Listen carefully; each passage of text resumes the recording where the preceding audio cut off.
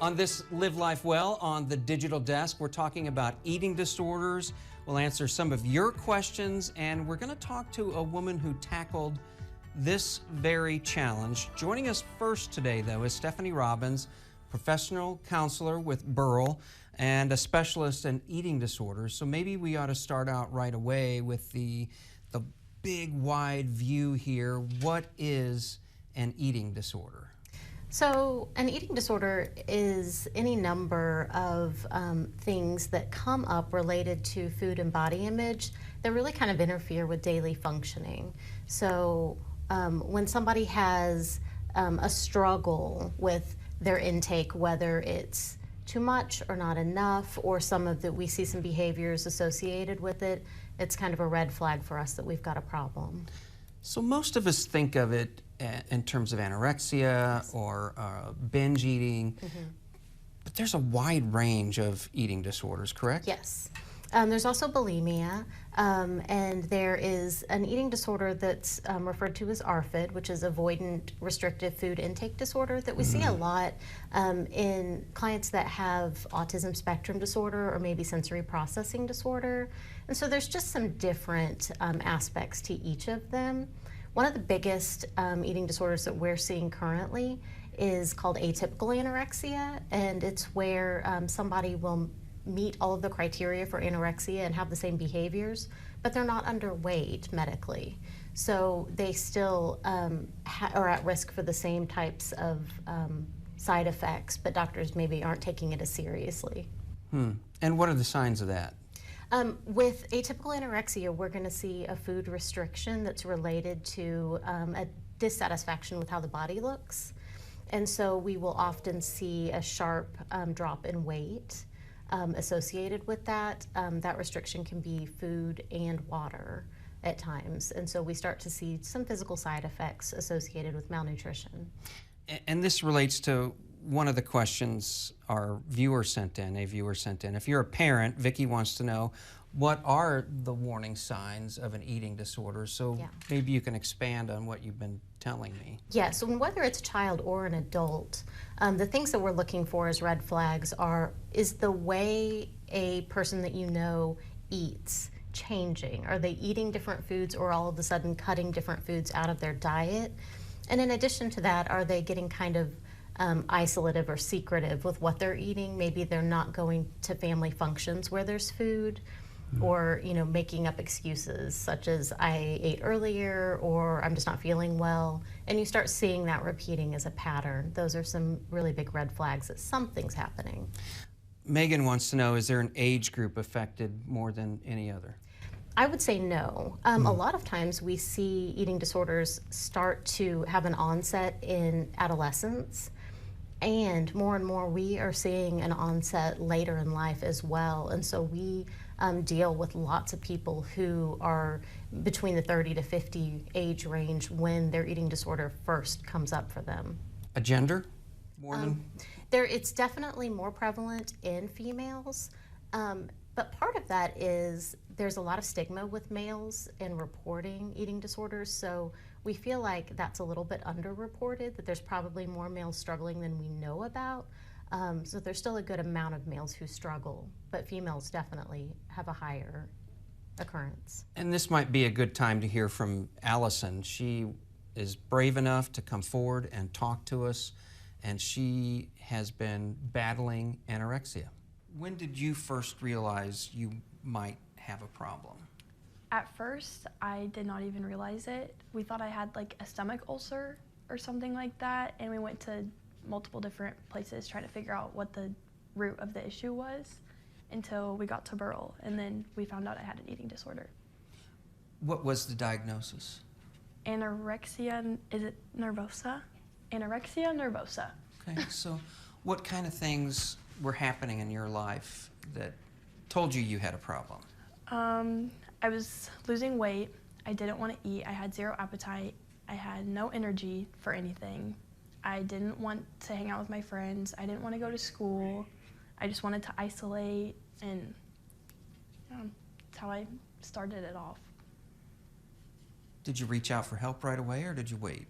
I did not reach out for help. right away. My mom actually reached out for help for me. She made me. I did not want to get help, but I didn't realize that I needed the actual treatment that I did until I got to Burrell, because I was in denial to some extent, and I didn't want to believe that I had an eating disorder because I was embarrassed and I was ashamed, and I didn't want people to know that about me, and so I didn't want the treatment that they were offering at first.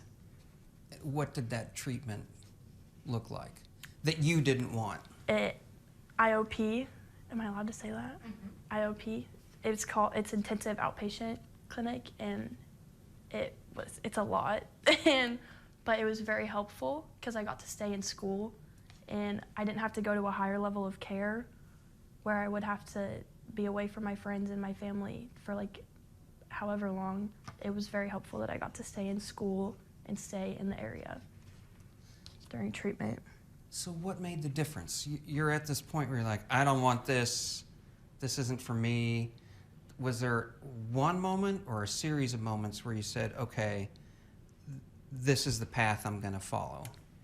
It happened probably after like 6 months of treatment that I finally gave in and understood that, okay, they are trying to help me. Everything is actually helping. I should take what they're giving me and apply it, and it is very helpful. And then, it kind of started to try to work on myself better, because I was trying and I was in the treatment, but I didn't want it still because I was in denial of the eating disorder still, and I didn't want to have something to fix. Yeah. So take me back to that. I'm still trying to figure out, when does it's a process over 6 months. It's not like, boom, a light bulb goes off and this is it? No. It just happened because I was going 4 days a week for a while, and then eventually it just kind of clicked, like, oh, I don't know. It's very hard to explain. Yeah. So when you're entering this period when you have anorexia, is there anything you think caused this or kicked it off, or a point when it really ramped up? That I would not like to share, if that's okay. No, that is your right to do that. I'm just curious because I'm trying to help other people relate to what you've learned through this process. So let me back up and say, what didn't work for you? What are the things where, maybe your parents came to you and said, we need to do X, Y, Z. Are there things along those lines other parents may see and go, ooh, I'm doing that. I shouldn't do that? Yeah, I don't like really to be told what to do. And that, from my parents and them trying to pressure me into doing something that I didn't want to do. No. But all of the support from the whole recovered team at Burrell, I feel like that might have been the actual step to get me to finally actually recover. Just all of the support, because there's so much of it all at once. So there was repetition, and the repetition and it eventually. was very consistent. Consistent treatment. Consistent treatment, and yeah. So if there's a parent out there and they have a child going through this, what would you say the key word is? The word coming to me is patience, but Patience. Is that the best word? I would probably say patience, but also a little bit of tough love, because I know that I am stubborn, and I don't know. That's a good question. Is this something that happens and it gets triggered and then you get treatment and you're done for life? Or is this something you're going to face for the rest of your life? It is something I will probably face for the rest of my life, probably. But it is very well managed right now. Yeah.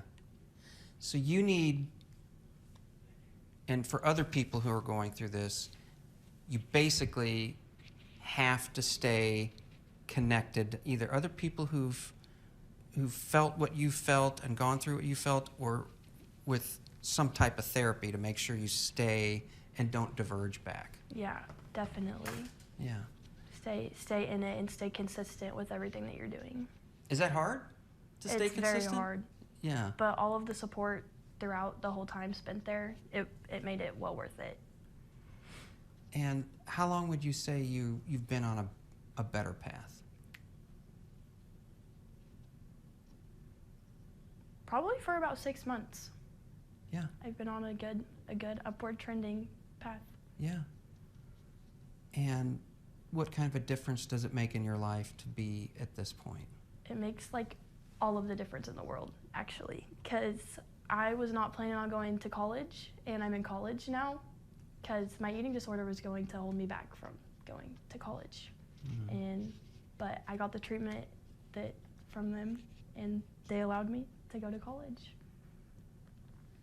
So the message from you to other people who are facing this right now is what? Accept the help that is offered to you, and don't try and fight it. And I don't know, there's a lot I could say. You're free to say it. I think having a program like the IOP program at Burrell would be like the best program to be in, because you get to stay in school, you get to hang out with your friends and family still, stay at home. You don't have to go to a higher level of treatment, but you still keep a very consistent and manageable treatment plan. There's hope? There's hope. There is hope. So Allison talked about this intensive treatment where you can stay at home, you don't have to go into a facility. Does that generally work better for most people, or do some people really need to be in a facility? If somebody is medically unstable, they really need to be in a facility. The problem in the Springfield area is you have to travel to either Kansas City, St. Louis, or Tulsa for that level of care. So what's unique about our program is that with that intensive outpatient care that we have, that's the highest level of care that you can get in this area. So we're offering that to people. People like Allison traditionally would have needed more care than an outpatient therapist could have handled, and she would have needed to go into a facility. But because we were able to have that intensive treatment, she was able to stay home. And there is research supporting if you can stay with one team throughout your treatment process, you're going to have a better outcome rate, and you're going to be out of services faster, and the recovery rates are higher. Because if you change your therapist, you have to build the trust again, Yes, correct? correct. And anytime that you go into a residential treatment facility, you work with their staff. So you would work with their therapist, their dietitian, their psychiatrist, and medical doctor while you're in the program. So what we're talking about relates to Cody's question. I'm going to ask another viewer question here. Any specific methods that help people who have eating disorders or emotionally eat? So what we like to do is help people work on what's the root cause and what are the emotions that you're avoiding by using your eating disorder. Because an eating disorder is essentially a coping skill. And so we like to help them understand, how is this working for you right now, and what are the ways that it's not working, so that we can give you a better coping skill to put in its place. Another thing I asked Allison about was her parents. Yes. So parents are going to play a role if it happens to be a young man or woman. Yes. But there's a fine line there between pushing them to get help when you recognize they need help and pushing too far. How does a parent handle that? It sounds very tricky. It is very tricky. And so we ask the parent to trust the team. When they come into eating disorder treatment, there's an entire team of providers that is working with them. We want to empower parents to be the parent and not to be the food police, so they can trust their team with those food recommendations and what we need to be doing from a recovery standpoint. And we ask the parents to really support the child through the process. So don't be the parent who hovers over the child and says, I know you have this problem, you haven't had enough protein today. Right. Okay. Right. Yeah, we would say, okay, if you're concerned that your child hasn't had enough protein, reach out to her dietitian, reach out to her therapist and say, I have a concern about this, how can we work it into her meal plan? Yeah. And that's very helpful. Parents report all the time being relieved to not have to be the food police for their child because it causes a disruption in their relationship. But it also must be very hard. Yes. You care about your child, right? Right. So you Yes. want to help them. Yeah, there can be lots of power struggles. And a lot of times the eating disorder is about control. And so when parents come in and try to control their child's just going to push back against it because ultimately they're trying to be in control themselves. So this is another viewer question, and we've covered this somewhat. It is, in general, what does work for families to get their loved one to take the first step to get help? In Allison's case, she mentioned that her mother took the first step and she Yes. resisted. Yes. So in general, what's your advice to a family? They're not in treatment yet. They recognize that they have a loved one who is facing an eating disorder. Right. I would say that is the first step is the one where we need families and loved ones to be a little more assertive in saying, this is really what you need and we want to support you however we can, but we need you to do this. Because most of the time that's how we get someone in the door and we can help them, just like Allison talked about being in denial. Maybe they're not understanding all the ways that this eating disorder is really interfering with their life and their functioning. And we can step in and help them kind of see how it's not working for them so we can give them some tools. Right. Any other thoughts on this topic that I'm not asking you? Any questions I'm not asking you? You think I should have the answers to, or our viewers should have the answers to? I think one of the primary things that people don't know about eating disorders is lots of medical staff, the vast majority are not trained to deal with this. So when we are sending people in for medical treatment, whether it's at their primary care physician's office or an urgent care emergency room setting, a lot of times those medical providers are invalidating the work that we're doing by saying, well, your labs are fine, or I don't think that you might be malnourished, but that's probably not related to your potassium being low, which to you and I kind of doesn't sound reasonable, but this literally happens every single week. And so what we're trying to do is an initiative to help medical providers know where to come to ask the questions. If they don't know exactly what they're looking at, we can provide resources to help them understand a little bit more about eating disorders. All right. Stephanie, thanks for joining us on this Live Life Well on the Digital Desk.